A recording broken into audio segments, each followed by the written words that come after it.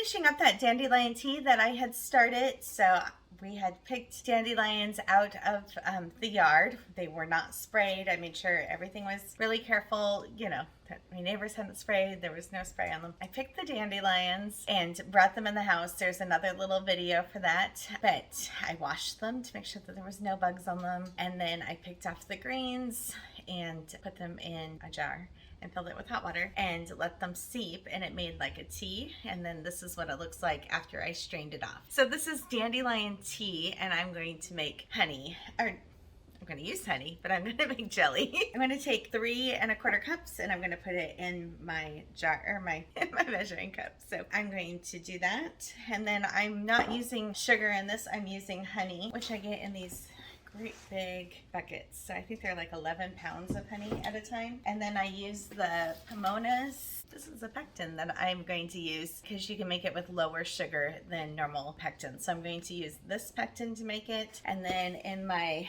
water bath back here, I have little jelly jars, just little tiny ones for this boiling, because they need to sanitize for 10 minutes in boiling water. So those are getting ready, and then I have my pan ready there when I start cooking this. So that's what I'm doing today. I'm just making this, so I'm just going to tilt the camera down a little bit and let you guys see what I'm doing. I'm gonna fill this up.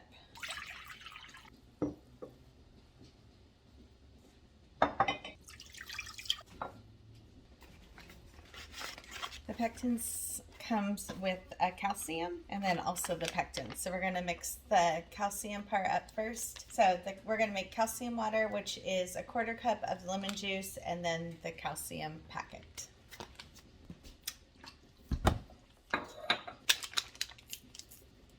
Okay, I have 1/2 cup of water here, and I'm going to get 1/2 teaspoon of the calcium powder. I actually do measure things occasionally with a spoon. I think it's pretty much the whole packet.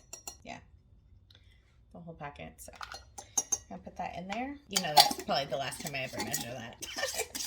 Anyways, I'm gonna put it in a jar and I'm gonna shake, shake, shake. So I'm gonna shake this up. Okay, this is 1/4 cup of the lemon juice, and I'm gonna put 4 teaspoons of the calcium water in there. Look, I'm using a measuring cup or spoon.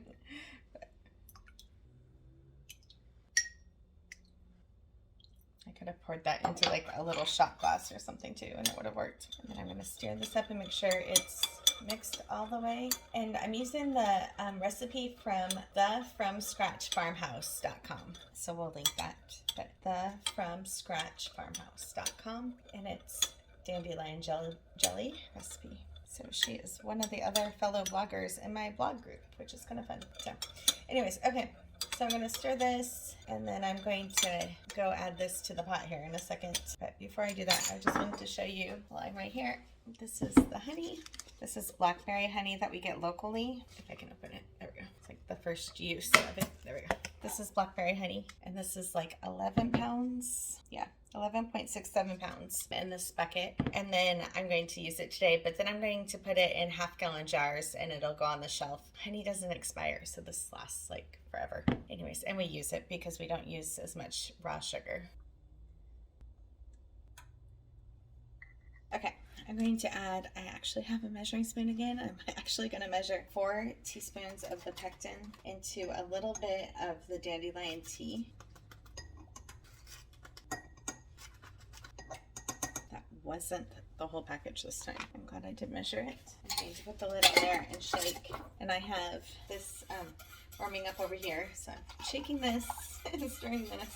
I can't do both at the same time and talk to you. So I'm going to shake this really well, and then I'm going to pour it into the honey. So I'm going to make sure this gets all dissolved, and I'll probably end up, I'll take a spatula and get that all the way out. But I am going to add a little bit of butter to this, and it will help it not foam. And when you're canning it, you don't want it to foam and get those air bubbles in it. So just a little pat of butter going in this. You won't notice it at all, but it'll help that foaming not happen, which you don't want when you're canning the jelly. So, okay, I did blitz that in the mixer just for a second because I wanted to make sure it was all the way dissolved. And then I'm going to pour it into the pan here. I'm going to let this get to a boil, and I'm going to let it boil for 1 minute. Just going to make sure that I get everything out of there.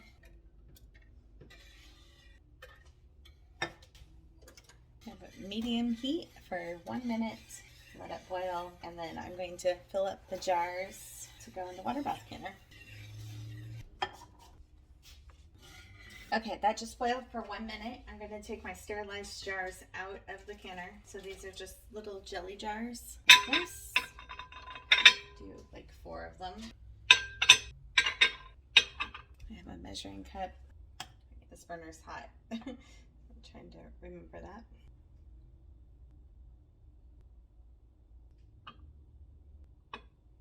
Normally I use a funnel and I didn't grab one. Alright, so I'm taking a paper towel, and this has white vinegar in it. And I'm going to dip that in and then clean the top rim around the jars here. Otherwise the lids will not stick. And they're hot jars, hot liquid, a bunch of stuff on it. So you see how there's a little bit of foam in there? I had taken a spoon and got out some of it. I'm not going to get all of it, but it makes it look a little bit better, but it's starting to set now. So I'm going to put the lids on, and then the ring, and just fingertip tight.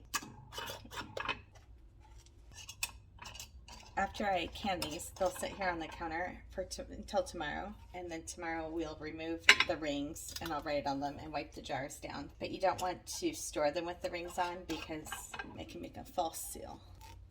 So just like that. And then I'm going to put these back in the hot water and then do the next batch.